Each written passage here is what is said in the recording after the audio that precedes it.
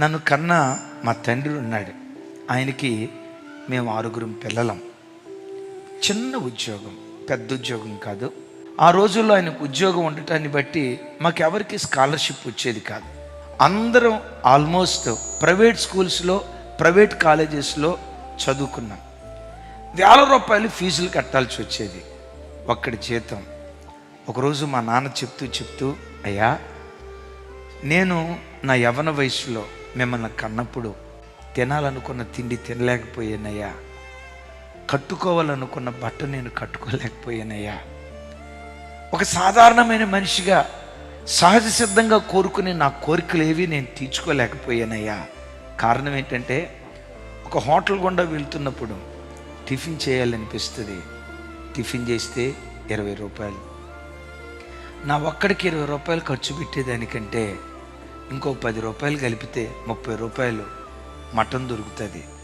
Mutton తీసుకెళ్తే పిల్లలందరూ ఇంటిల్లిపాది తింటారు కదా. నా కోరిక చంపుకునేవాడిని అయ్యా.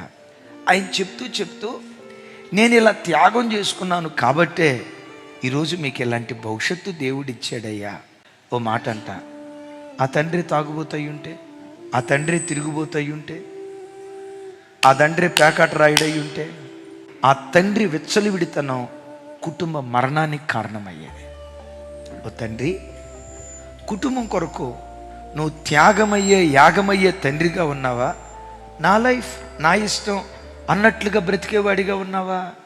తల్లి, మిమ్మల్ని అడుగుతా, నీ భర్త ఉద్యోగం, నీ భర్త చేసే పనులు అవి ఫలభరితంగా మారాలంటే ఒక భార్యగా నీ భర్త కొరకు నువ్వు త్యాగం చేసేదానివై ఉండాలి.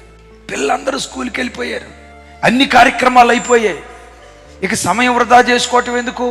12 గంటల నుంచి 2 గంటల వరకు కుటుంబం కొరకు ప్రార్థన చేద్దాం, పిల్లల భవిష్యత్తు కొరకు ప్రార్థన చేద్దాం, యజమానుడి చేతి పనులు దీవించబడినట్లుగా ప్రార్థన చేద్దాం అని దేవుని సన్నిధిలో నిన్ను నువ్వు యాగం చేసుకుంటే ఆ త్యాగంలో నుండి జీవాన్ని దేవుడు పుట్టించడం ప్రారంభిస్తాడు.